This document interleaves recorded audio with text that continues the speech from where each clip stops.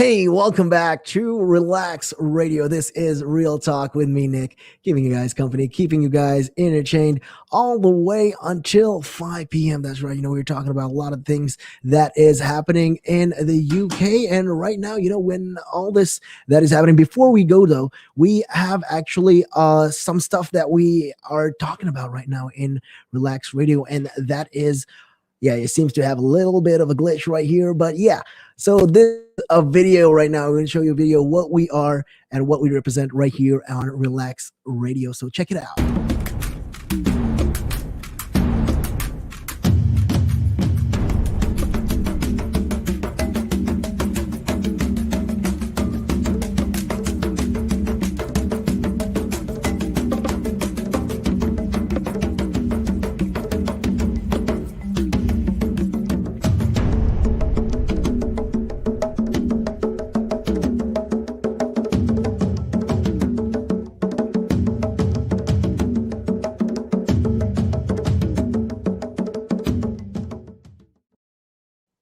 All right. So yeah, make sure you guys. You can always feel free to download our app on the Apple App Store or the Google Play Store. We go on Relax Radio, and also if you want to check us out on our website, it is www.relaxradio.net. And hey, if you're feeling like you're a little chatty, or you want to talk to me, or hey, you want to say something, you want to hit us up, hey, you can always call us up on those numbers or WhatsApp us on 07852-473-473. That's right. Those are the numbers. You feel free to always hit us up on our WhatsApp. And also, don't forget to download our app on the Apple App Store or the Google Play Store. But with that being said, though, let us dive back into the topic at hand, what we were talking about all this time. And the other thing right now is really pressing is that the government says there's been risks to public trust without these probes into the ministers. And yeah, in case you guys are wondering what this is related to, well, it is mostly it actually has to do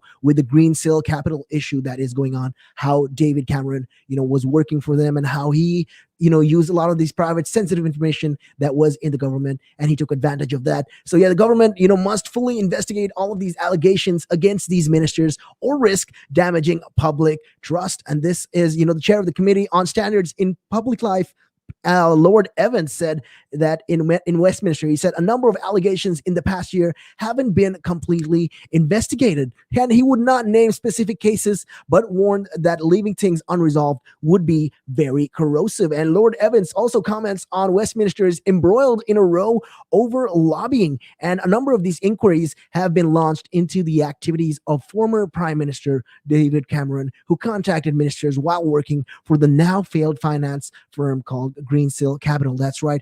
So essentially, the reviews will also look at how these top civil servants were able to work for these Greensill while they were still on the government payroll. So yeah, that is one of the things, that they're trying to talk about, and they're trying to address the issue of how these government workers, people who are currently working for the government, how are they working for another private company? How does that even work? How is that even allowed? And yeah, earlier this week, Prime Minister Boris Johnson said that the most important thing is to get to the bottom of it properly, and that all ministers and officials have been ordered to tell the government and inquire what it needs to know. So yeah, Lord Evans of Weardale said in his committee, which advises the Prime Minister on ethical standards across public life in England, would be writing to number 10 with recommendations on how to strengthen the roles of the advisors on these ministerial interests. Yeah, so the last person in the job, Sir Alex Allen, resigned in November 2020 after conclusions of his bullying inquiry into Home Secretary Priti Patel were rejected by the Prime Minister. So yeah, speaking in March, Sir Alex said that the advisor on ministerial interests should have the power to launch their own probes into members of the government. So yeah, currently investigations into whether these ministers have breached the code of conduct can only be launched by the government. So unless Prime Minister Boris Johnson gives the green light, this cannot happen, and this is not going to be happening. So yeah, this is just one thing, that they're addressing. And Sir Alex says in his comments, he's commented a lot, and he suggested that giving the role more independence would make it more effective. And he says that he thinks that a real difference would provide greater public confidence in the way which ministerial code is investigated. So yeah, that is just, his take on that. And so, what is this ministerial code, you ask? So, it's basically these government documents setting out expected standards of behavior in office, which include consideration and respects for civil servants and other colleagues. Ministers also are not normally expected to resign if they are found to have broken the code. So, yeah, that's just something that is that they are saying. And the other thing is that ministers who have stepped down, including Liam Fox overtaking a friend and lobbyist on field official trips, and Mark Field, who grabbed a climate protester. So yeah, the code has existed since the Second World War, but has not been made public until 1992. So yeah, in case you guys are wondering what this whole thing is about, why. So basically, there's been links, between these government officials, these high-profile government officials, and this finance company called Greensill Capital, which is bankrupt at the moment, was investigated by these MPs and official bodies. And among those in the spotlight was former Prime Minister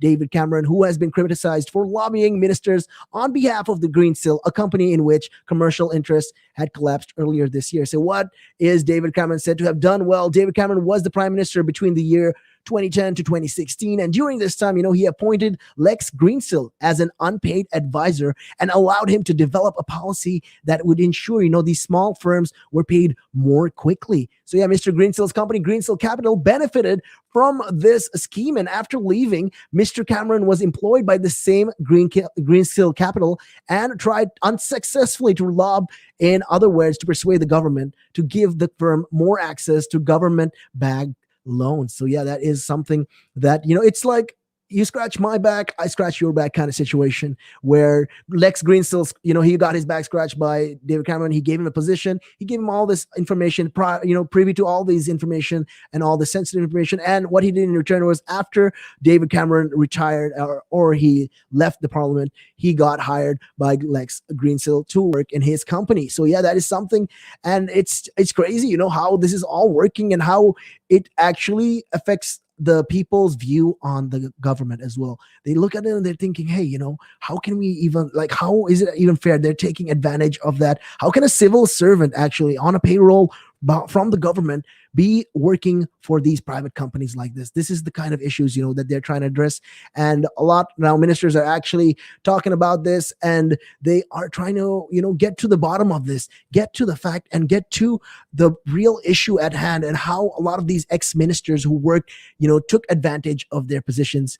And yeah, this is just something, that is going on. So hopefully it will resolve as time goes by. But with that though, it's time for me to fly out of here and make way for my buddy Tim, who'll be keeping you guys company on the buzz. So make sure you guys tune in. If you guys have any questions, or you guys have you want to ask him something, or you want to talk about what is going on right now in the UK, hell, you can hit us up on those numbers. It is 07852 473 473. Those are the numbers. Also, make sure to follow us on Twitter, and you can also follow us on Facebook and Instagram. We go on Relaks Radio. Also, don't forget to download the app from the Apple App Store or the Google Play Store. But with that being said, you can catch me again tomorrow, same time, same place, same frequency. My name is Nick, and I'm out of here. Peace and much love.